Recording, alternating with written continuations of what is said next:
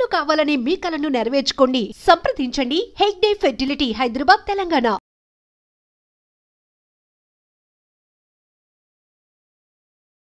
వరుసగా లిఫ్ట్ ప్రమాదాలు ఇప్పుడు భయాందోళనకు గురి చేస్తున్నాయి. ఎందుకంటే మన డైలీ లైఫ్ లో లిఫ్ట్ అనేది ఎంత కామన్ అయిపోయిందో మనందరికీ తెలిసిందే. అంటే ప్రతి అపార్ట్మెంట్ లో కంపల్సరీగా ఓ లిఫ్ట్ అయితే ఉంటుంది. సో ఆ లిఫ్ట్ మరి ఎంత బాగా మెయింటైన్ చేస్తున్నారు ఏంటి అనేది ఇప్పుడు ఇన్సిడెంట్స్ చూసినప్పుడు అర్థమవుతోంది. ఎందుకంటే వరుసగా ఇది 4దో 5దో జస్ట్ ఒక 2 నెలల వ్యవధిలోనే ఇప్పుడు 4వ 5వ ఇన్సిడెంట్ లో ఇంకొక వ్యక్తి కూడా లిఫ్ట్ కింద, అంటే కింద పూర్తిగా సెల్లార్ లో ఆయన జస్ట్ ఒక పిల్లలు నిన్న సండే కాబట్టి పిల్లలు క్రికెట్ ఆడుతూ ఆ బాల్ మొత్తం కిందగా పడిపోయింది. అప్పుడు లిఫ్ట్ ఆఫ్ చేసి కింద ఉన్నటువంటి బాల్ ని తీసే ప్రయత్నం చేయడం, తెలియకుండా ఆ లిఫ్ట్ ని పైన ఎవరో ఆన్ చేయడం, ఆ లిఫ్ట్ పైన 5th ఫ్లోర్ నుంచి వచ్చి కింద బాల్ తీస్తున్నటువంటి వ్యక్తి మీద పడిపోవడం, అక్కడికక్కడే ఆయన స్పాట్ లో చనిపోవడం. ఇది పూర్తిగా అంటే తప్పిదం ఎవరిది? మరి అట్లా లిఫ్ట్ ఆఫ్ చేసినప్పుడు ఒక మనిషిని అక్కడే ఉంచాలి కదా అనేటువంటిది కూడా మాట్లాడతారు డెఫినెట్లీ. కానీ ఈ మధ్య కాలంలో మనందరికీ తెలిసిందే లిఫ్ట్ ప్రమాదాలు ఎంత ఘోరంగా జరుగుతున్నాయంటే చిన్నారులు 2 చనిపోయిండ్రు, అట్లాగే ఒక పోలీస్ ఆఫీసర్ చనిపోయిండు, మళ్ళా ఇప్పుడు ఒక ఆర్ఎంపీ వైద్యుడు కూడా చనిపోయినటువంటి పరిస్థితి. ఆయనకు 3 పిల్లలు ఉన్నారు.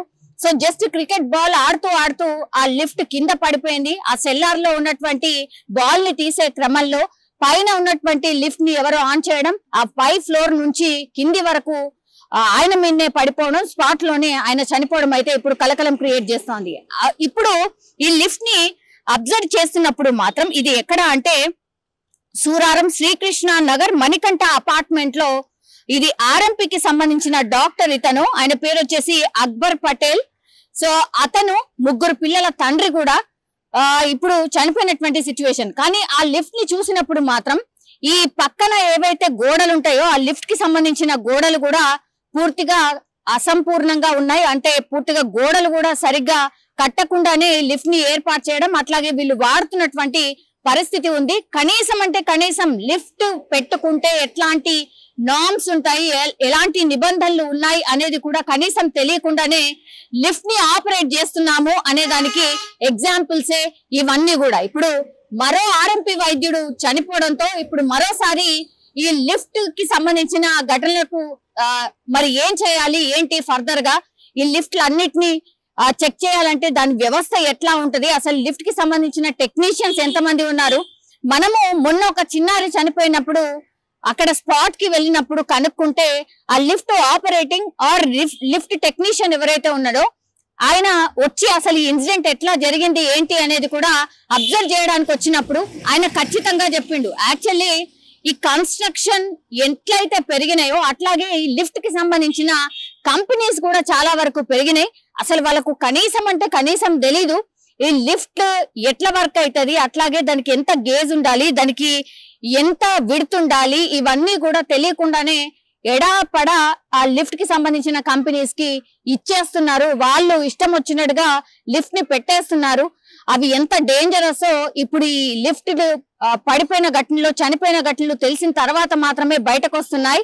ఢిల్లీ లాంటి సిటీస్ లో, అంటే క్యాపిటల్ సిటీ మనకు ఢిల్లీ, అట్లాంటి దగ్గరనే కేవలం 3-4 కంపెనీలు ఉన్నాయి లిఫ్ట్ కి సంబంధించిన కంపెనీలు. అంటే ఎన్నైనా కన్స్ట్రక్షన్స్ జరగని, ఎన్నైనా ఇళ్లు కట్టుకొని, ఎన్నైనా అపార్ట్మెంట్లు కట్టుకొని ఈ 3-4 కంపెనీలు మాత్రమే సప్లై చేయాలి. కానీ మన హైదరాబాద్ చూస్తే ఎప్పుడైతే రియల్ ఎస్టేట్ రియల్ బూమ్ పెరిగిందో అప్పటి నుంచి కూడా మన హైదరాబాద్ చుట్టుపక్కల 3000 ఈ లిఫ్ట్ కంపెనీలు ఏర్పడ్డాయి. అంటేనే దాన్ని బట్టి అర్థం చేసుకోవచ్చు అంటే మనం ఎంత ఘోరంగా గాలికి వదిలేసాం ఆ కంపెనీస్ ని. కానీ ఆ లిఫ్ట్ కి సంబంధించి సప్లై కావచ్చు, లేదంటే ఈ టెక్నీషియన్స్ కావచ్చు, అసలు ఎవరు లేకుండానే కనీస జాగ్రత్తలు తీసుకోకుండానే లిఫ్ట్లు ఏర్పాటు చేసుకుంటున్నాము అని ఇప్పుడు ఈ లిఫ్ట్ ఘటనలు చోటు చేసుకున్నప్పుడు మాత్రం బయటకు వస్తున్న పరిస్థితి అయితే కనిపిస్తోంది. ఇది ఇప్పుడు నిన్న జరిగినటువంటిదా. అగైన్ ఆసిఫ్ నగర్ లో ఏప్రిల్ 7వ తేదీన కూడా ఇట్లాంటి లిఫ్ట్ ప్రమాదమే జరిగింది.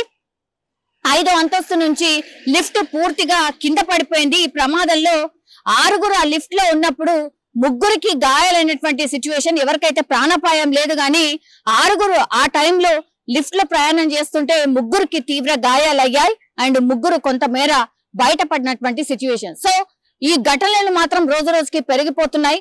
మరి గవర్నమెంట్ దీని మీద ఏమైనా దృష్టి సారిస్తుందా? ఎవరైనా టెక్నీషియన్స్ ని ఏర్పాటు చేసి ఒక కమిటీ లాగా ఏర్పాటు చేసి ఈ చెకింగ్ అన్నిటి లిఫ్ట్ కి సంబంధించిన చెకింగ్స్ ఏమైనా టేకప్ చేస్తుందా? ఒకవేళ నిజంగా నియమ నిబంధనలు ఏమి పాటించకుండానే లిఫ్ట్లు ఏర్పాటు చేసుకొని ఉంటే ఖచ్చితంగా అవి మార్చండి అని అంటూ మార్చే వరకు స్ట్రిక్ట్ ఆర్డర్స్ ఏమైనా జారీ చేస్తుందా? ఎందుకంటే ఇది పబ్లిక్ కి సంబంధించిన ఇష్యూ కాబట్టి దీని మీద అడ్రస్ చేయాలి అంటూ కూడా చాలా మంది మాట్లాడుతున్న పరిస్థితి. ఇప్పుడు అపార్ట్మెంట్ లో యాక్చువల్లీ మెయింటెనెన్స్ కింద డబ్బులు అయితే తీసుకుంటారు కానీ మరి లిఫ్ట్ మెయింటెనెన్స్ ని అసలు గాలికి వదిలేశారా అనేది కూడా మరో చర్చ నడుస్తున్న పరిస్థితి అయితే కనిపిస్తోంది. కానీ ఇట్లాంటి ఘటనలు చాలా ఎక్కువ జరుగుతున్నాయి కాబట్టి ఈ లిఫ్ట్ కి సంబంధించి ఇష్యూస్ చాలా ఎక్కువ ఉన్నాయి కాబట్టి ప్రతి అపార్ట్మెంట్ వాసులు కూడా వాళ్ళు స్వయంగానే మరి మా లిఫ్ట్ పరిస్థితి ఏంటి, అసలు దాని సిచ్యువేషన్ ఏంటి, ఎందుకంటే రోజు రోజు ఘటనలు పెరిగిపోతున్నాయి కాబట్టి ఒక్కసారి చెక్ చేసుకోవాల్సిందిగా అట్లాగే మెయింటెనెన్స్ ఖచ్చితంగా చేసుకోవాల్సిందిగా కూడా మాట్లాడుతున్న పరిస్థితి అయితే కనిపిస్తోంది.